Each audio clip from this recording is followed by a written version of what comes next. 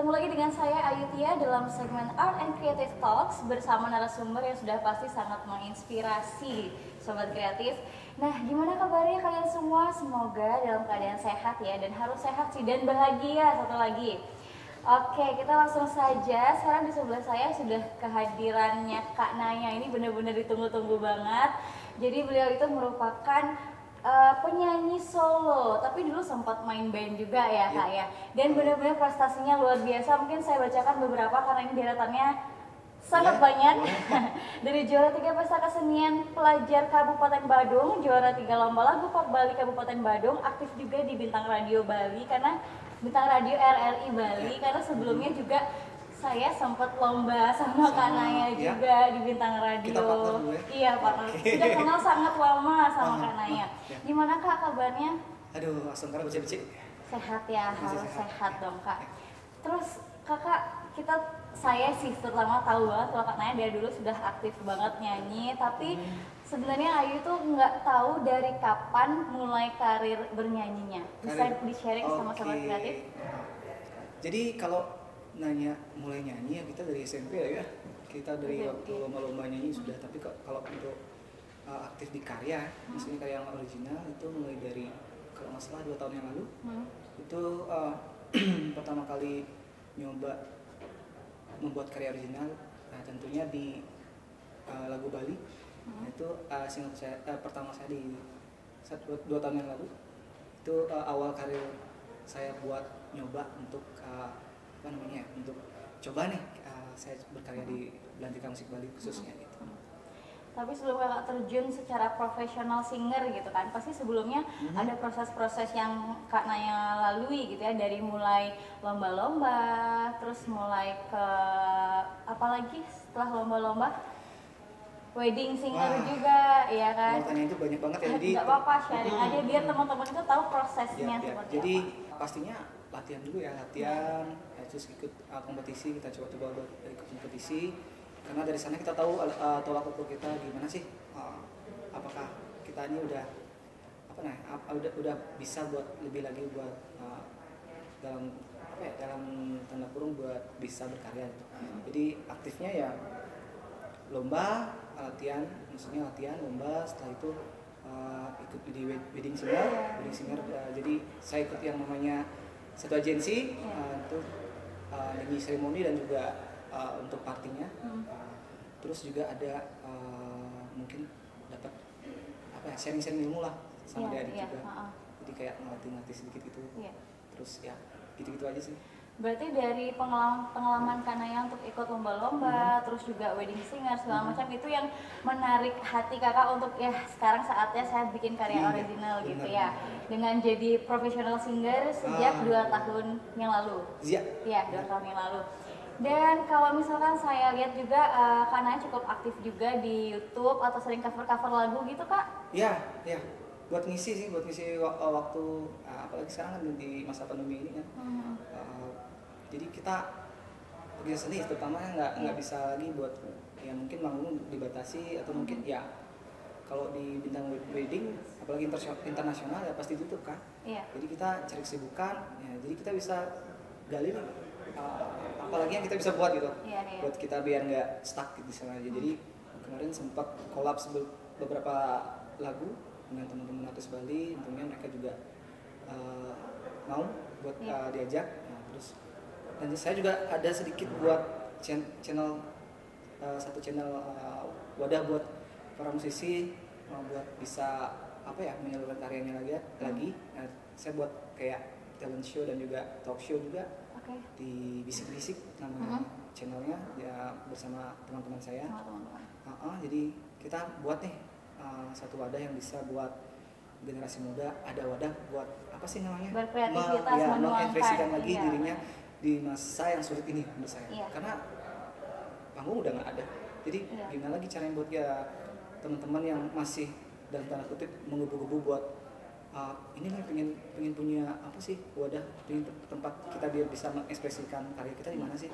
Jadi kita buat kemarin namanya channel yang namanya Bisik-Bisik Show gitu. Nah, berbicara tentang beberapa acara-acara atau project yang kakak lakukan gitu kan sebagai wadah, ini juga Art and Creative Talks ini juga salah satu segmen yang dimana acara Denfest 2020 ini pengen ada sebuah wadah untuk merangkul teman-teman seniman atau penggiat seni dan industri kreatif juga untuk sharing-sharing di sini, karena sangat banyak yang pastinya akan menonton secara virtual Kak, karena Denfest 2020 agak beda nih sama Denfest sebelum-sebelumnya, karena tahun-tahun kemarin sudah pasti digelarkan dengan sangat besar, perayaannya di Puputan biasanya, sedangkan sekarang karena pandemi kita mengalihkannya ke media gitu. Jadi semua bisa ditonton secara virtual di denfest.creativity.id, terutama tayangan saat ini. Jadi kalian harus tonton, dan kalau misalkan ada pertanyaan-pertanyaan bisa di kolom komentar atau langsung ke DM-nya Kak Naya nanti ya secara personal gitu kan. Nah, Ayu pengen ngulik-ngulik sedikit tentang karyanya Kak Naya gitu kan. Ayu udah tahu bahwa Kak Naya ini mengeluarkan beberapa single-single, ya kan? Bisa diceritakan nggak proses pembuatan singlenya seperti apa? Sudah berapa single sekarang? Sejauh ini yang berbahasa Bali baru 2. Nah, Astungkara bulan ini bakal rilis lagi di tanggal 20. Jadi buat teman-teman semuanya mungkin bisa terus dipantengin mungkin di IG saya di Naya 26 10 dan juga di channel YouTube saya di Naya Glow Official. Rencananya tanggal 20 ini bakal ada yang beda dari saya. Jadi pokoknya pantengin terus deh, kayaknya seru. Iya. Apa sih Kak yang membedakan single yang pertama ke single yang kedua lalu single yang terakhir itu prosesnya? Jadi di single pertama itu pure apa ya? Mencoba sih ya. Jadi kayak kita coba dah, siapa tahu kan gitu. Ya belum punya, maksudnya belum punya pengalaman juga kan. Jadi saya lihat juga di musik Bali kemarin, terutama musiknya belum terlalu beragam kan ya. Jadi saya coba untuk buat suatu yang baru lah. Jadi saya ambil genre yang bisa dibilang melawan arus sih. Saya buat genre namanya pop modern. Jadi saya bisa dikatakan lagu Indonesia yang dibahasa Balikan gitu ya. Jadi saya coba Astungkara, responnya juga oke lah gitu, baik banget, malah jadi teman-teman, wah ternyata lagu Bali bisa dibuat sekeren ini gitu, maksudnya dibuat lebih santai lagi, dibuat musiknya lebih modern lagi gitu sih.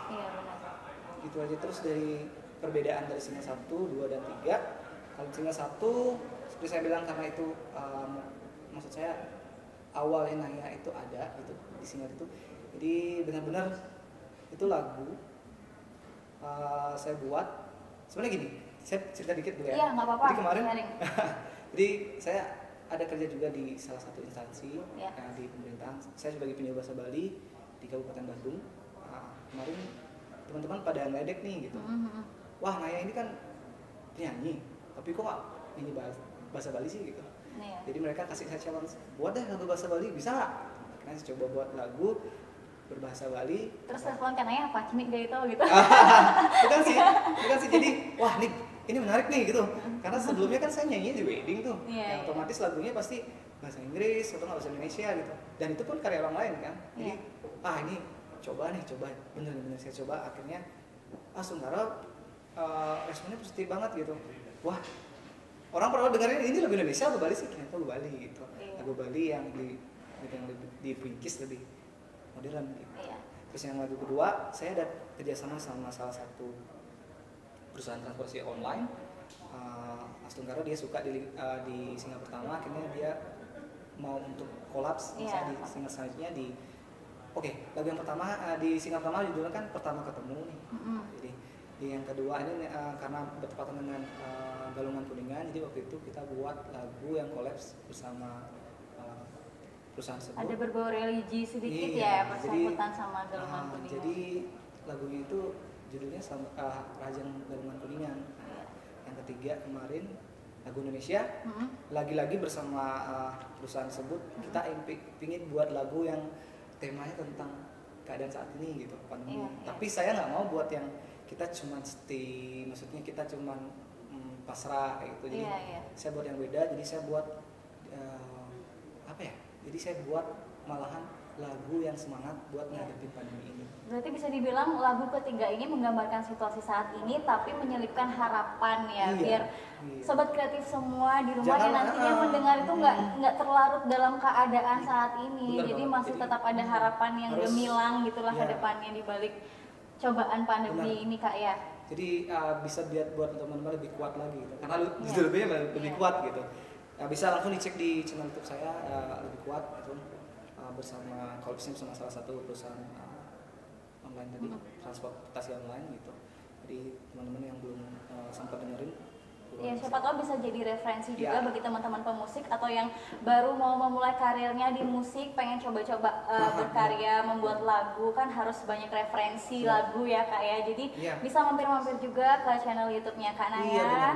Dan berbicara tentang proses pembuatan karya gitu Kak ya. Biasanya Kakak untuk menciptakan sebuah lagu itu based on true story, emang dirasakan atau melihat situasi lingkungan atau gimana, boleh deh di-sharing? Ya namanya juga musisi pasti dari mood ya. Satu mood. Kalau kita moodnya baik ya pasti segala yang kita ada ide di kepala itu pasti gampang buat dituangkan. Jadi banyak kan sih emang dari true story, terus ada yang memang dari keadaan seperti saat ini, ya itu yang lagi lebih kuat ini. Dan nanti tanggal 20 ini juga bakal true story lagi dari cerita saya lagi gitu. Jadi saya bakal launching single. Judulnya yang tadi. Jadi teman-teman nanti pokoknya tetap pantengin ya di channel saya atau di IG story saya. Luar biasa sih, cukup aktif dan Naya juga ngikutin rilisnya single pertama ke single-single berikutnya itu lumayan ini ya tertata gitu ya. Jadi terus berkarya sih Kak Naya, benar-benar harus dicontoh oleh semua sobat kreatif yang lagi nonton. Jadi walaupun sekarang pandemi tidak boleh membatasi kreativitas kita dalam berkarya. Malah sebenarnya pandemi ini hikmahnya banyak nggak sih Kak menurut Kakak? Kalau hikmah positifnya bener di masa pandemi ini sebenarnya positifnya banyak ya buat kita. Ya ada negatifnya juga karena pasti kan beberapa dari kita yang kegiatan mata pencarian.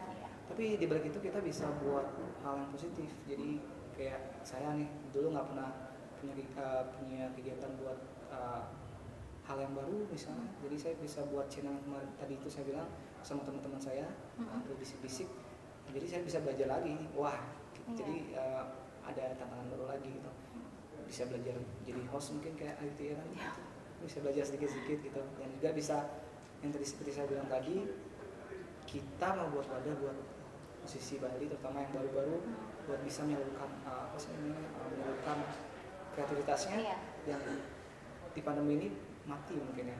Bahkan sebelum pandemi juga nggak terlalu kita lihat nggak terlalu ada acara yang bisa merangkul teman-teman yang baru-baru mungkin ya. Visi kita di sana sih gitu. Nanti mungkin bisa bikin acara Kak di Dharma Negara Alaya, jadi bisa ajukan.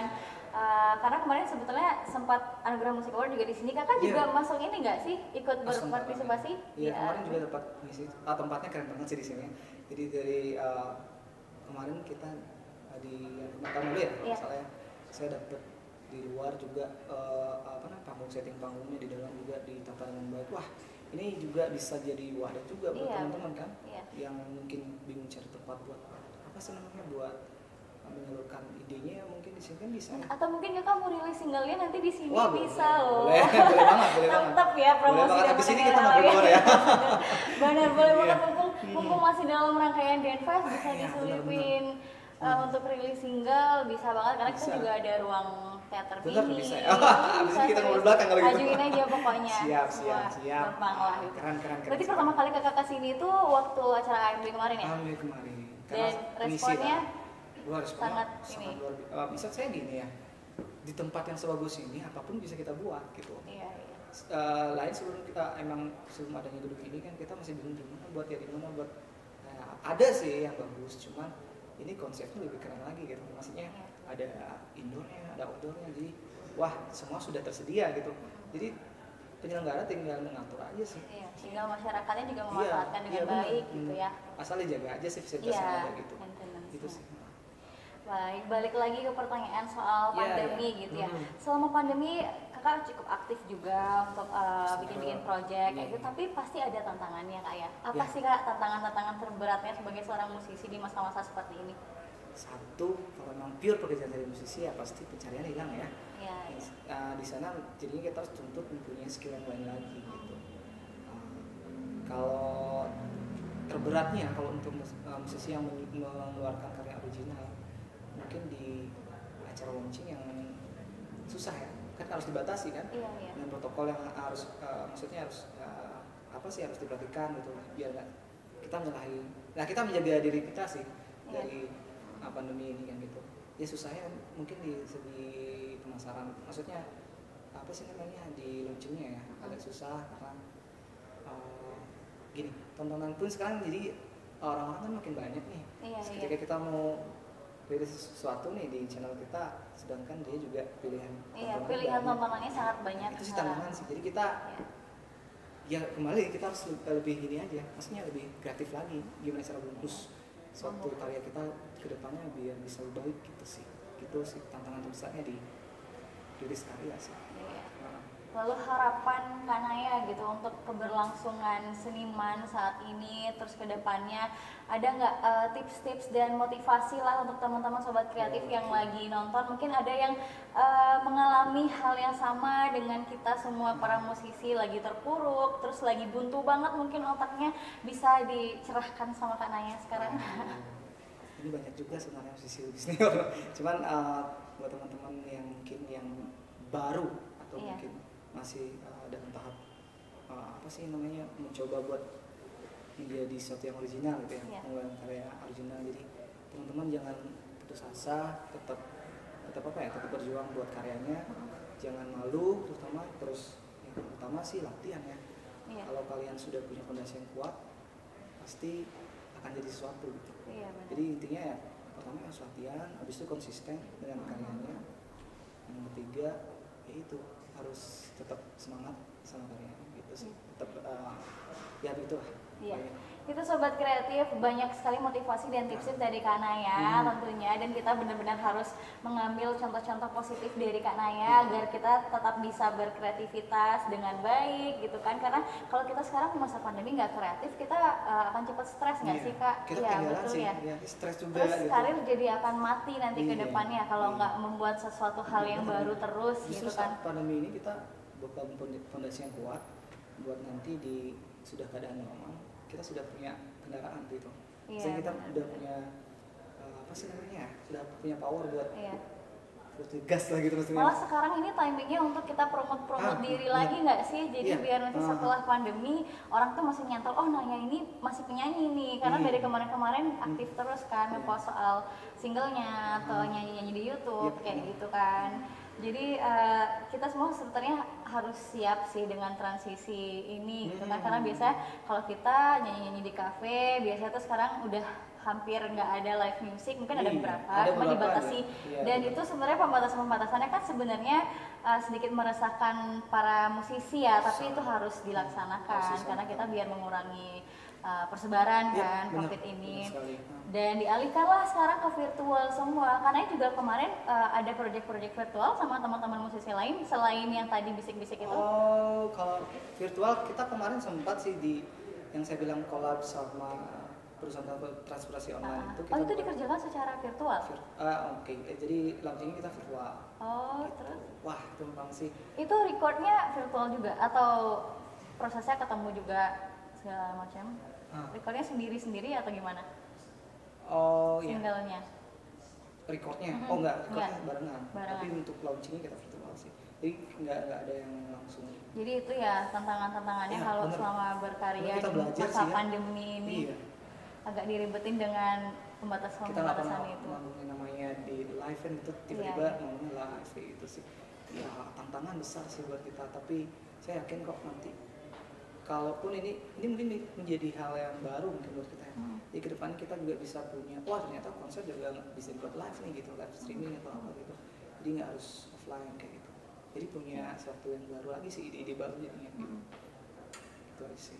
Keren banget sih. Nah selain Kak Naya juga sekarang seorang singer gitu kan, masih di Penyuluh Bahasa Bali? Masih. Oh masih.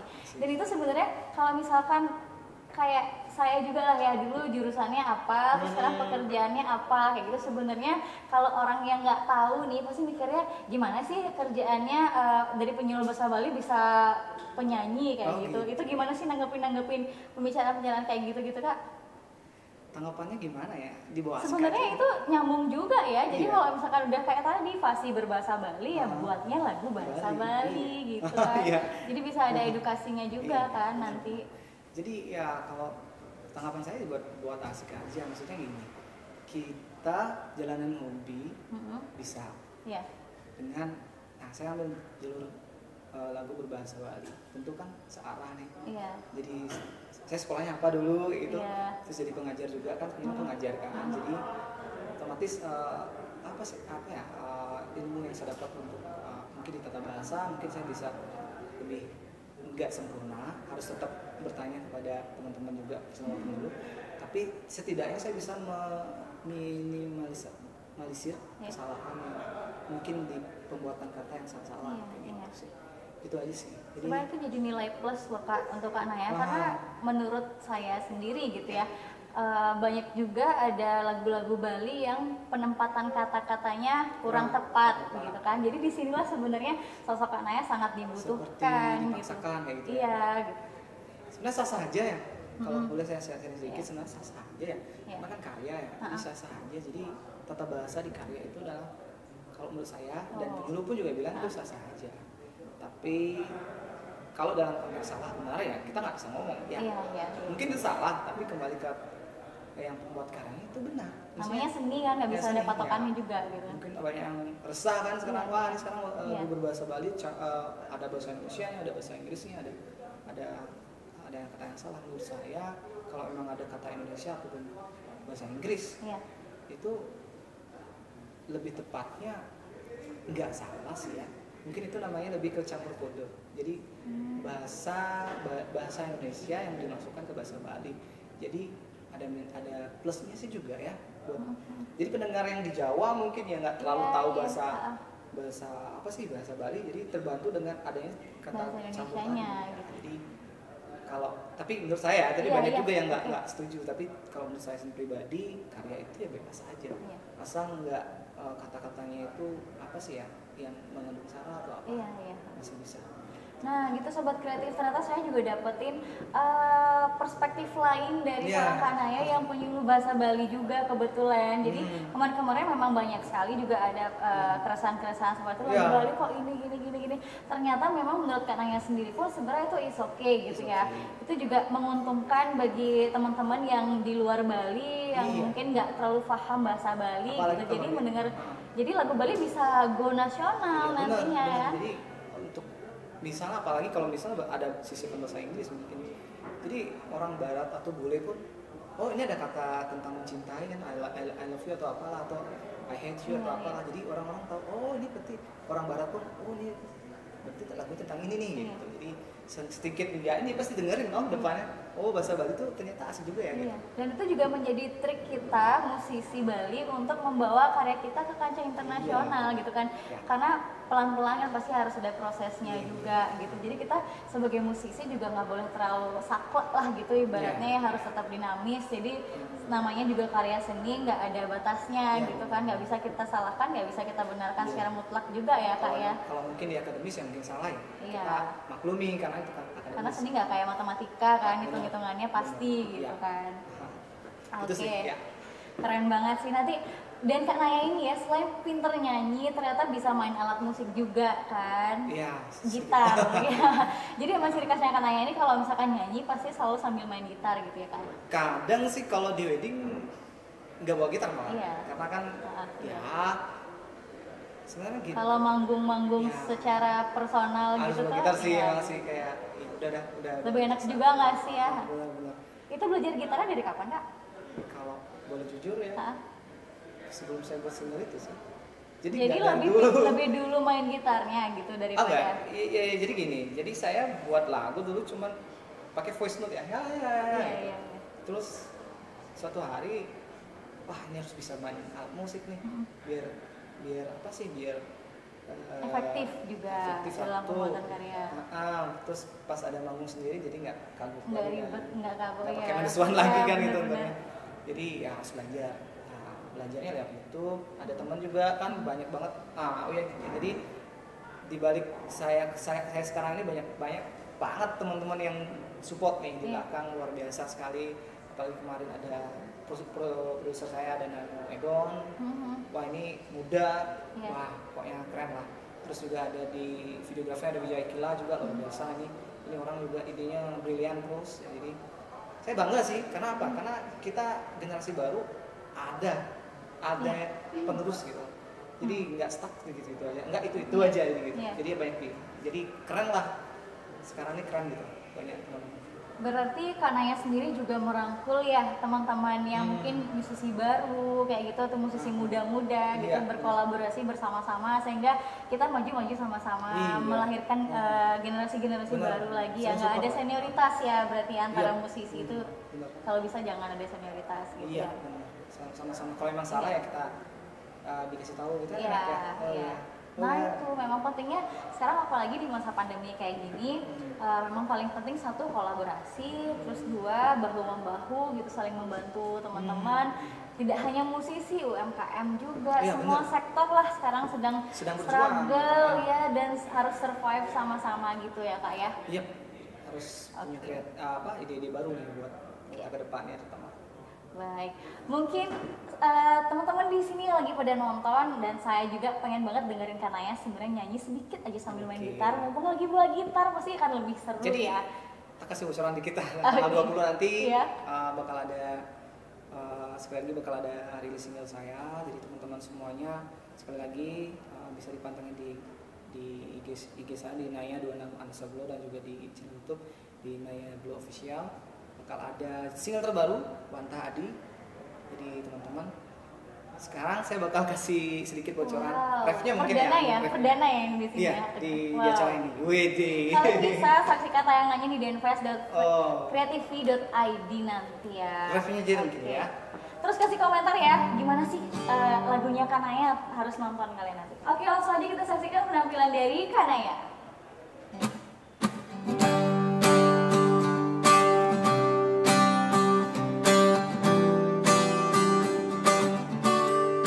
Wanta Adi, alles datang ada di hati bening.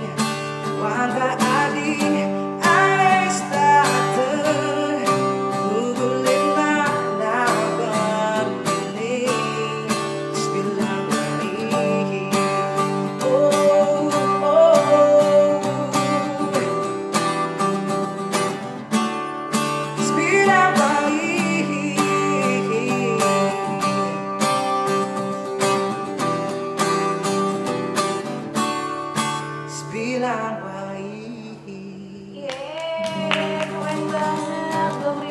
udah oke banget nih penampilan live-nya perdana di Dharmanegara Alaya Serangkaian Denfest 2020. Terima kasih banyak Kak Naya atas kehadirannya. Terima kasih juga buat undangannya buat saya terutamanya. Thank you. Semoga terus bisa konsisten ya acaranya keren dan bisa lebih menginspirasi lagi juga. Terima kasih Kak Naya juga, semoga sehat-sehat selalu, lancar-lancar persiapan rilis singlenya nanti. Jangan lupa disaksikan tanggal 20 bulan ini. Oke, sebelum kita tutup Kak, saya pengen selfie dulu berdua, boleh ya? Boleh. Kapan lagi kan selfie bareng temen sudah jadi artis sekarang. 1, 2, 3. Oke, terima kasih sekali lagi Kak atas waktunya. Oke. Terima kasih Sobat Kreatif Kota Denpasar sudah menyaksikan segmen Art and Creative Talks dalam serangkaian acara Denpasar Festival tahun 2020 yang bisa kalian saksikan semua tayangannya di denfest.creativity.id. Jadi di sana akan ada penampilan-penampilan secara online dan juga Denpasar menyediakan platform khusus untuk UMKM Kota Denpasar. Jadi UMKM Kota Denpasar masih belum bisa